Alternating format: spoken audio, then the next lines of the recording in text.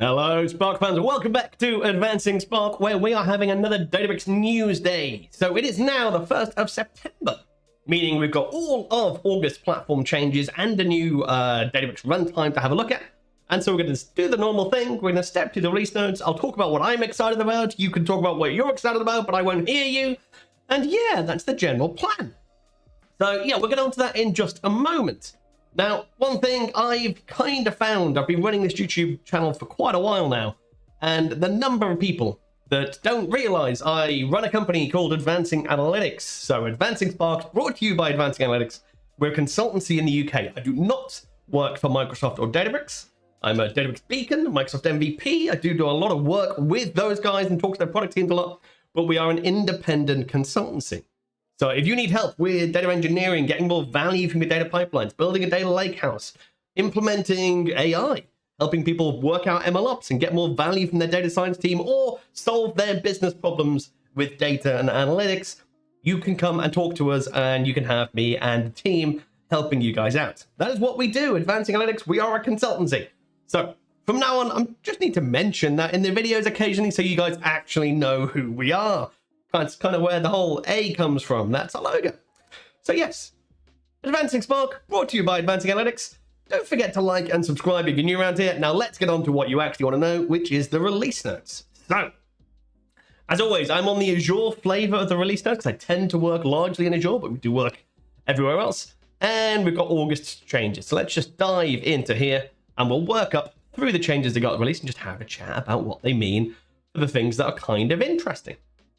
So number one, Databricks repos has gotten a little bit better. So you can now do merging and rebasing. So that's the interesting things where you've got two branches. You want to combine the changes and have it layer in the changes with a few different ways. You just want to take all your changes and actually rebase it so it starts after those changes. Do you want them to merge into each other? There's a few different things. Normally, you do this in your DevOps tool. If you're in Azure DevOps, you can go in there, play around with your branches, and then Databricks repos will just show you what that now looks like. But now you've got some tools essentially do it inside Databricks repo so you don't have to leave the tool, which is cool. We've got the 13.3 LTS runtime. We'll have a look at that in a second. Lakehouse Monitoring is now public preview. Now, this is a gated public preview, so you won't see this. I don't have access to it yet. But this is very cool. We're going to do a video about this as soon as I've got access. But essentially, it's this thing. So it's saying, I want to point this at a couple of tables. I want to give it a reference table saying this is what that table normally looks like. And then it's going to run queries against that table saying, well, that's what it looks like now. Has it drifted? Has the distribution of the data changed? Has the number of nulls changed? Has my data changed over time?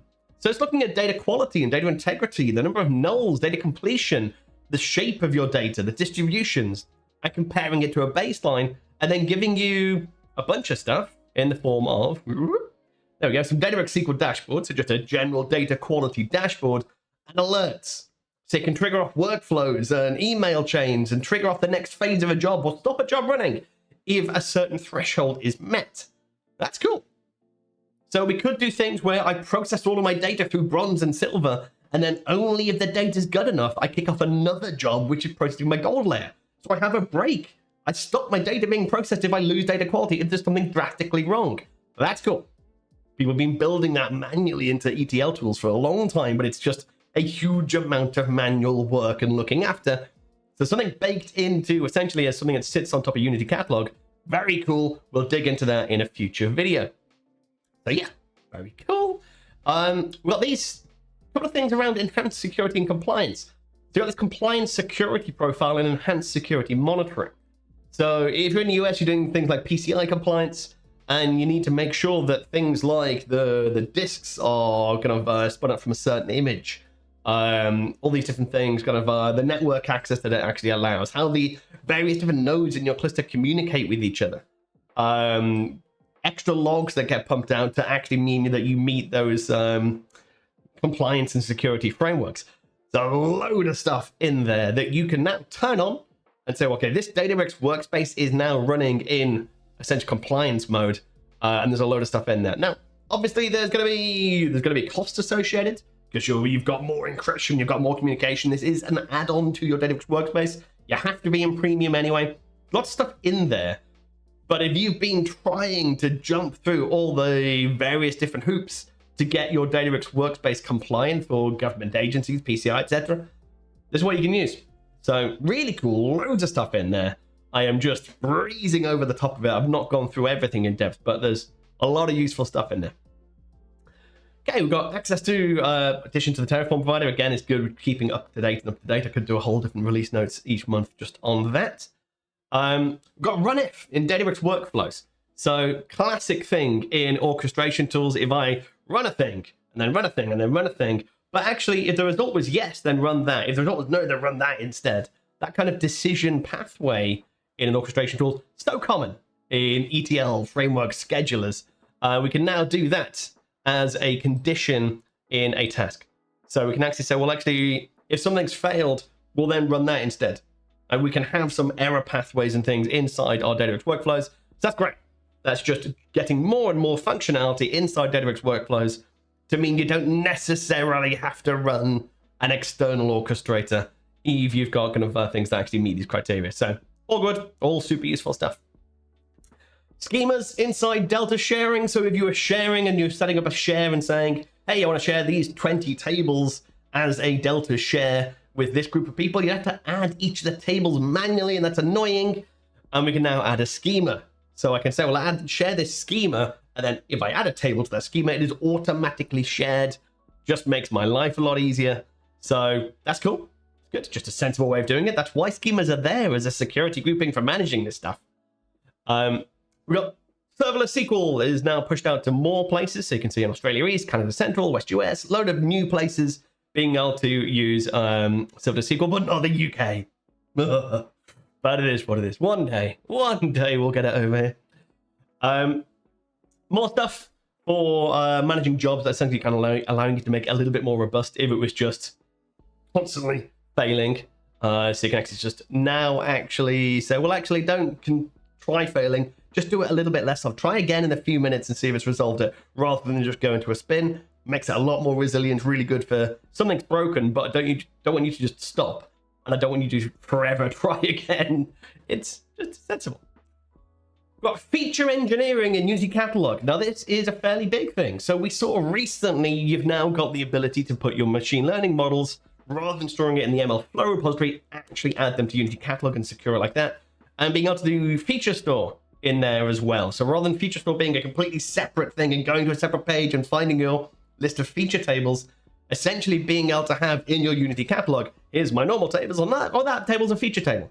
So having your feature store just embedded in your general schema is now something you can do. And we'll do a whole video about what that looks like these days. How do you do ML ops with Unity catalog as opposed to a lot of the classic ML flow pieces? That is coming soon.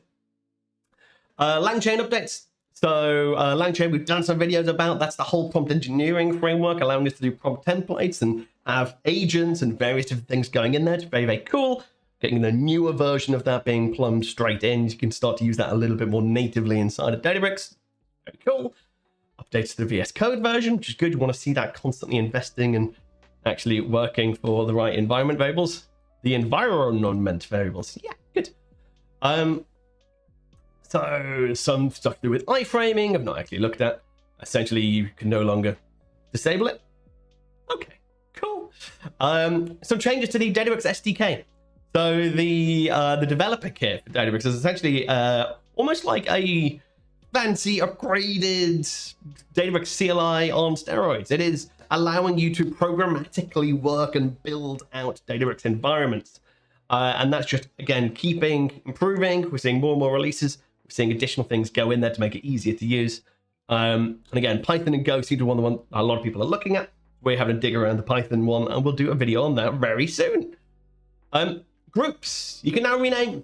So if you're working with a Databricks group, and then you're like, oh no, I named it the wrong thing. You previously couldn't change it. You'd have to create a new group, add people to it, give that permissions, then delete the old group. Now you can rename things. Cool. Yeah, just makes sense. It's nice and easy. CLI getting similar changes to the SDK. We can now write things into the workspace files. So we saw support for workspace files come fairly recently, allowing us to have things like arbitrary Python files just inside the workspace. Being able to have text files, we got CSV files, Previously, you'd keep them in like DBFS, and that's a terrible place to keep data. Now you can keep it inside your workspace, or you can put it in a Unity catalog volume, and now you've got the ability to write to those files programmatically. So if you wanted to take some data, some metadata, some various different things, and write that into your workspace, you can do that programmatically inside Databricks, which is cool. Key vault managed keys are getting a little bit better, especially if you are having custom managed keys. So you got this new thing, which is the hardware security module. Not even looked into it, but interesting. Some more encryption options around Key Vault. Got the ability to support sensors, which is a reverse ETL tool, just because ETL going another way needs a different name. Sure, okay. Changes. If you are currently managing your Databricks environment and you have a hard-coded list of IP addresses that you're having to make exceptions for to get your firewalls to work nicely with Databricks, beware, they are going to change some of those things with serverless. The serverless subnets are changing at the end of August. So now, so if you're having a look at that, you might be caught up with that. There is some information in there about how you should work with it. And I think there's some information about how you actually sort of try and do that a little bit more automatically as well. There's a new unified schema browser. So just making the browser for Unicatalog just a little bit better and having all the things in there and having the volumes in there and all that good stuff, as well as having object counts at the schema level, which is just nice to say, oh, well, this is going to have 200 tables in there. Wait, why have I only got 3 tables? Oh, it's just got a filter on there. Just quality of life stuff using the Data Explorer. It's getting a little bit better. It's a little nicer. More change to the CLI. Got this idea of being able to put your IPython style notebooks in a Databricks repo and being able to work with them and being able to see commit changes, that kind of thing. So if you are using not the Databricks notebook style, but the IPython file style notebooks, you can now work with those a little bit better. And as another thing in there, when you commit those, essentially sort of the outputs, so all the stuff you'd see in your different cells, actually being able to make sure that is also source controlled if you want it to be. So there's a few things you can dig into there going, well, actually just for these notebooks, for this subset of notebooks, don't keep any output. For these notebooks, do keep output. So you've got some controls around there. So have a look at that if you're using the IPython style and you want to work out whether or not your output commits. I got volume support for init scripts and jars. So we've seen some changes around support for init scripts. Generally, Databricks volumes or Unity catalog volumes is essentially a new way of mounting a lake.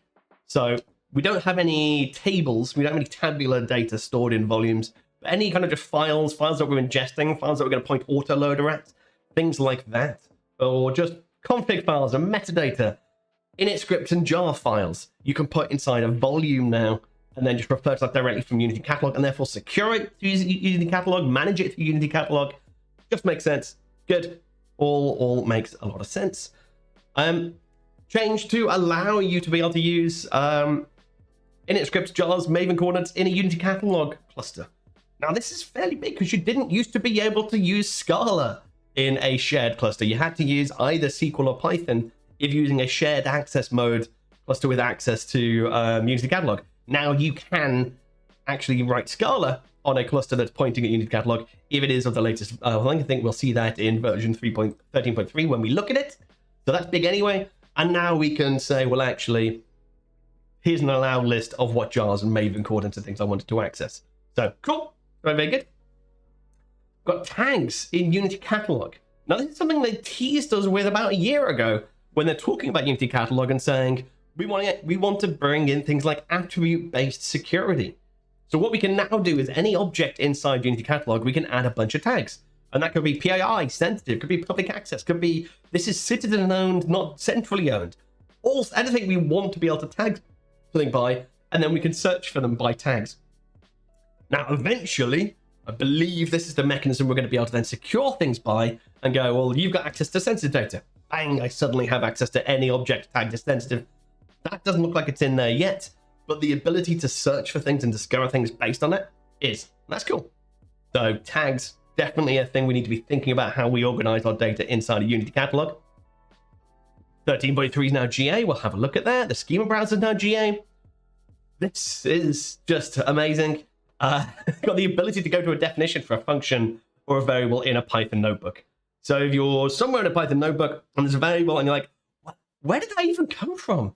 just like hit go to definition, the same as you would in any IDE. Been using VS Code, been writing code in Visual Studio, Python, whatever it is, you'd hover over something, peek at the definition, click go to definition, and then you'd see where that function's defined. Now you can do the same thing inside a Databricks notebook, which is just an absolute lifesaver. However, I've not tried it out yet. So it sounds great, but yeah, I need to actually make sure it works the way I'm hoping it works. But great.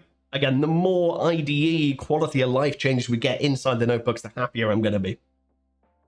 So some things that are kind of deprecating and pulling out. So some of the container services things, if you're being able to do that, that's when you could have custom containers.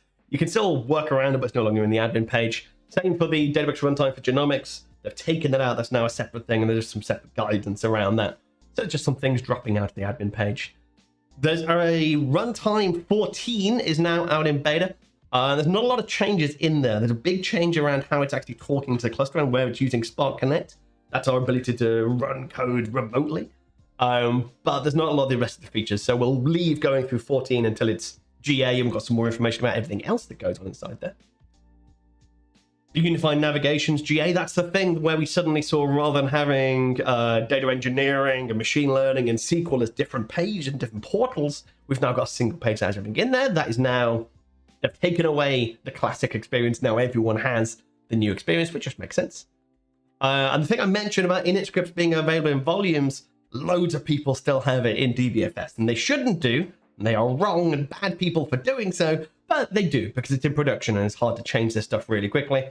So they've pushed back the end of life of that to December, the end of this year. So if you're currently using init scripts that are stored in DBFS, you need to get them moved out of there before December 1st. Oh. Finally, there's an update to the JDBC driver, and that's just fixing some bugs and some issues. So good, makes sense. Oh. That is a big old list of stuff that happened in August. Lots of kind of security changes, lots of minor tweaks, some fairly major big things in there. Now, let's have a dive over and have a look at runtime 13, which is also released in there. And there's a few big things in here. Number one, Scala support for shared clusters. So as I mentioned with the init scripts and things, if you are using Unity Catalog, previously you couldn't really use Unity Catalog properly if you wanted to write Scala, which is just a bit weird, given Spark's largely written in Java and Scala. You can now. So if you're using 13.3, you can write Scala and still have shared access to a to Unity Catalog. Makes sense. And that same thing of having the allow lists for init scripts, jars, and Maven coordinates is now working in there. You've now got volume support, so all those similar things, tags, Unity Catalog, same things we've gone through. You've got this. So the runtime now errors if a file's updated while it's in the middle of running it. So if it looked at a file, made a plan, said, cool, I'm gonna run that, makes this plan, starts executing the plan, going, hey, this has changed. It's now going to error. So be careful if people are updating things whilst you're trying to run a query. You might get an error if it happens to collide at the exact time that goes in between your plan and when you first start reading things. So yeah, interesting. Shouldn't really affect many Delta things, I'd have thought, because when you start reading Delta, you're reading from a specific snapshot of that Delta and you've got a snapshot isolation. So I shouldn't think you'd see it too often unless you're reading from lots of raw files and people updating those raw files. But we'll see. Got block schema overwrite when writing dynamic partition overwrite. So if someone's trying to change things, if you're using dynamic partition overwrite, it'll stop you from changing the schema because it's just not going to work if you've got schema mismatch and it doesn't know which partitions it's putting. Makes sense. dbutils copy has now gotten faster. So it's going to be up to 100% faster, which is 100 times faster, which is cool. So if you're moving things across file systems and use dbutils.fs.cp to do that, you should just notice that goes faster, which is cool. Drive support's gotten better for ODBC and JDBC. That's good. SQL queries are better parameterized now. So doing Spark session.sql and you put in some question marks in your SQL code and then you feed parameters in afterwards. It's like an old SQL syntax for doing parameters. You can now do that. So parameter markers are a thing. You can label a time series column, and that's going to enable some additional functionality when you're reading things and you're looking at things in time series style. new bitmap function. So if you're trying to do really awkward things with a big old bitmap column, you can now do some more interesting things in that. I've not really had to dig into those. Not had a look about what we're trying to achieve in these ones. But yeah, just if you're trying to do some filthy bitmap stuff, there's a lot of new functions to help you out there if you have those use cases. Encryption. So AES encrypt and AES decrypt, we kind of saw come out probably about a year ago, maybe more. And that's where we can do, basically we can give something an encryption key, we can encrypt things on the fly, we can decrypt things on the fly. And they were fairly basic. Essentially, we gave it the key, we gave it the value, and it returned the encrypted one. There's a load more additions in there. So we get some things like initialization vectors, the different modes it can run, the algorithm's a bit better, just generally more functionality going into those encryption keys if you are encrypting and decrypting things on the fly. That's one of those things that we've seen people try and do GDPR style things, keep my data encrypted. Oh, they want to be forgotten? We'll trash my encryption key, and I've deleted that data, but I don't have to do a massive update. So many useful things you can do there. We've got something to do with foreign catalogs, which is just a weird name for it, but essentially that is the Lakehouse Federation stuff. So when we saw Unity Catalog can now do things like register a SQL table in a SQL server or in Snowflake or various different things, we can now have that as part of Unity Catalog. If you want to refresh the schema, the data, the information, we can now do that. So you have like this refresh foreign, called a foreign table, rather than an external table, because an external table is just a Spark table that's on some external storage. Foreign table is pointing off to a different data store itself and doing a push down query against that data store. So refresh foreign will update that metadata. Got insert by name. So if I want to write an insert statement and I don't know what my columns are, I can go, well, insert this data into there, and it will look at the columns I'm getting, it'll look at the columns in my destination, and it will figure out an insert statement for me, which is cool. But I don't know if I would use it. I think the engineering metadata schema data contract part of me doesn't want that to happen. Certainly a useful tool, and it'll come up occasionally. Should you do it? You can. Should is an entirely separate question. You now can do that. And we mentioned being able to share views with Delta sharing. Loads of stuff going on. Lots and lots of information. On Databricks SQL side of things, it's all fairly similar things. So we can now have tags that you can search through. Improvements to the autocomplete. It'll stop giving more recommendations after you hit space a few times. You'll no longer see Delta live tables that are live style as broken, which is probably useful for people querying your Delta live tables. Closes when you switch tabs rather than kind of sticking open, which makes sense. There's got the new syntax for tags.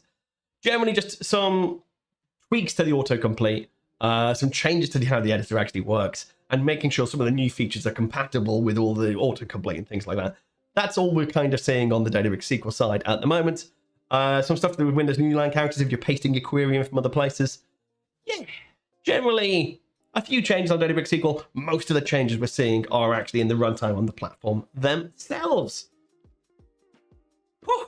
Okay, we got that. Load of changes for August. There's a ton of stuff going on. So whereas in most of the world people are on holiday throughout August, I think Databricks have been just busy adding lots and lots of small feature things inside the platform, quality of life stuff, some security and compliance stuff. The PCI compliance stuff of turning on the compliance mode is fairly huge for a subset of people.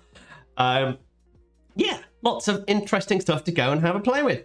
So that has been me for today. That is all I wanted to go through. As always, don't forget to like and subscribe. Give Advancing Analytics a shout if you need any help with any of the stuff. You want to make it go faster, you want to make it go better, you want to see more value, get in touch. All right, cheers.